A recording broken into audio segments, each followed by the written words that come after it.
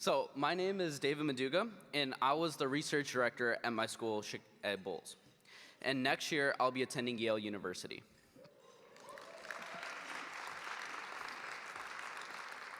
My generation had a once-in-a-lifetime experience. We had high school throughout the pandemic, and the virtual classes brought on so many challenges for us. I found myself getting lazy and distracted during this time. But one thing that I always relied on was debate, because debate was more than an activity. In all my Zoom meetings I had, it became my flotation device. I was able to make lasting friendships, and I became interested in current events. I never even imagined I would be researching stuff like NATO's budget, midterm elections, or anything on AI. I just never imagined it, but debate gave me that opportunity too. And in the process, I found my voice. Now, as I'm about to take my next step, I'm also looking back to see where I came from. And I couldn't be more proud of what we accomplished. My dedicated coach pushed me to be a more rigorous scholar than I ever could. I recruited as many of my peers into our debate program because it was a fun time being with each other and we could just talk on hours and hours. We built a community of intergenerational collaboration. And now the Bulls Prep debate team is larger than ever. I'm actually up here to introduce my colleague and competitor, Giovanni Rios. Gio just graduated from Solorio High School, a Title I school that's 99% Latino, serving the southwest side of Chicago. Like me, Gio was a captain and intimately knows what it takes to build a team. As a competitor, Gio is a fierce debater. Yet despite that, he's unflappably kind, and his personal story is genuinely amazing, but also not atypical for a student out of Solorio. Ladies and gentlemen, please join me in welcoming our student spotlight, Giovanni Rios.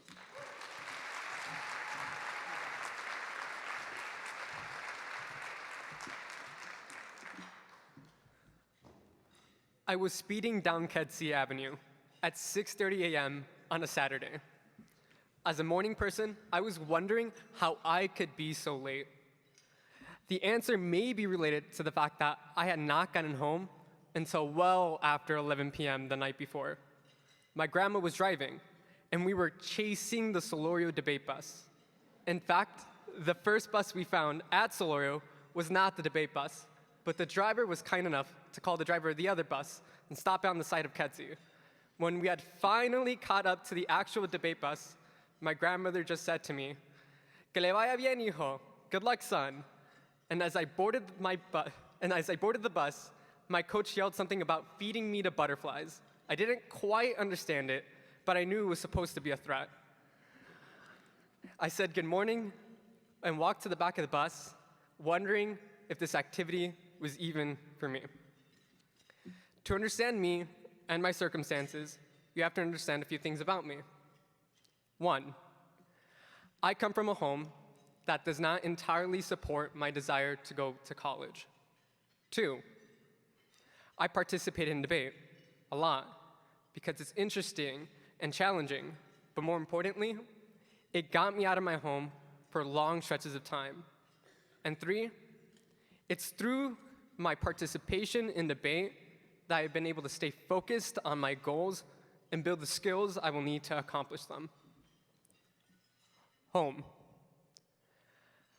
I come from an undocumented immigrant family. They love me, and they want the best for me, but the constraints are real. There is no money lying around for me to go to attend college without significant financial aid. And more frustratingly, perhaps because of the opportunities he was denied, my dad is not entirely on board with this whole leaving for college thing. Every time I got a bad grade on an assignment, my dad told me, "Así vas a ir a colegio? See, you're clearly not college material." Every time my course grade fell to a B, my dad recommended, "¿Por qué gastas el tiempo en esto? Mejor debes estar trabajando. Just give up, get a job. College is not for you." And if college was not in the cards, then clearly focusing on extracurriculars was nothing but a waste of time. Participating in debate was inherently at odds with the message from home. 2-day tournaments, after-school practices. That was a lot of potential wages just to be giving up. Luckily enough, I had signed up for a class called Argumentative Literacy as a 9th grader. Not only was tournament participation mandatory, but the more tournaments I attended, the better chance I had at getting an A. Debate was a structured activity and a parental-approved excuse to get out of my home. I competed throughout 9th grade. By the end of it, I had attended 10 tournaments. I competed against teams from all across Chicago, from Kenwood down the street to Northside and Walter Payton, the most selective schools in the city and some most competitive across the country. And I decided I wanted to be competitive at this activity. Across 4 years, I competed at well over 50 tournaments. I know more about the 2020-2021 congressionally allotted EPA budget than anyone else at my school, and perhaps maybe anyone else in this room. And I got to research things that I would have never learned in class. And throughout high school, I got to meet people from across the city who were going through similar experiences as I was. I attended 4 weeks of debate camp at Dartmouth College in Hanover, New Hampshire, and I got to literally envision myself going to college. Indeed, because of this activity, I'm friends with students not just across Chicago, but across the country. It made me feel like my hopes for going to college were not only attainable, but normal. From talking about college applications and the dreams of attending the best universities across the country with my roommate from camp, to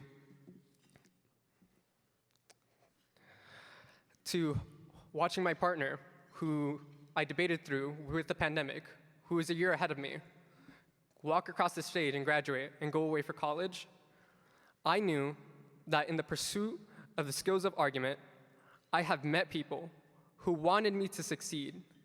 This environment told me that college was not only in the cards, but prepared me as a student to gain admission and be successful. And thanks to debate, I will be attending Georgetown University in the fall. Thank you.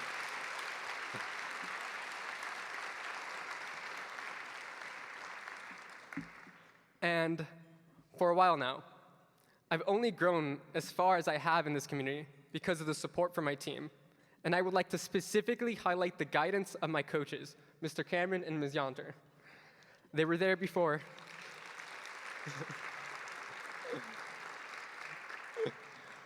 They were there before every round, preparing me and teaching me and giving me the tools to make an argument. They kept me on top of my schoolwork, and it was their notable, positive impact on me that gave my dad the sense of trust and security that I was working towards something good. They gave me something to work towards every week for the last 4 years, and they were there at my graduation, notably unprepared for how much I cried. And for being the bedrock of my success, I'd like to extend a very warranted thank you. And before I finish, I wanted to pause and reflect. My high school debate career has been an emotional roller coaster. Even at the end, I'm not sure how I feel about leaving the nest and possibly debating for Georgetown next year. I almost did not give the speech today because of the stress of this transition and these decisions. One thing I have learned is that debate is not a single speech, it's not a single tournament or a single luncheon. It's not even about the season or the competitions that have the word championship in their name.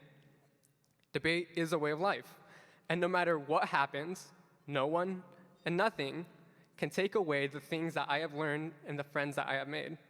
Remember that. Remember debate, not just tonight, but next week and next month, and every time you make an argument or interact with a young person that would benefit from the ability to stand up and make an argument. I'm not sure what the next stage will look like for me, but because 4 years ago, I managed to catch that bus on Kedzie very early on a Saturday morning, I know I have the skills to figure it out. Thank you.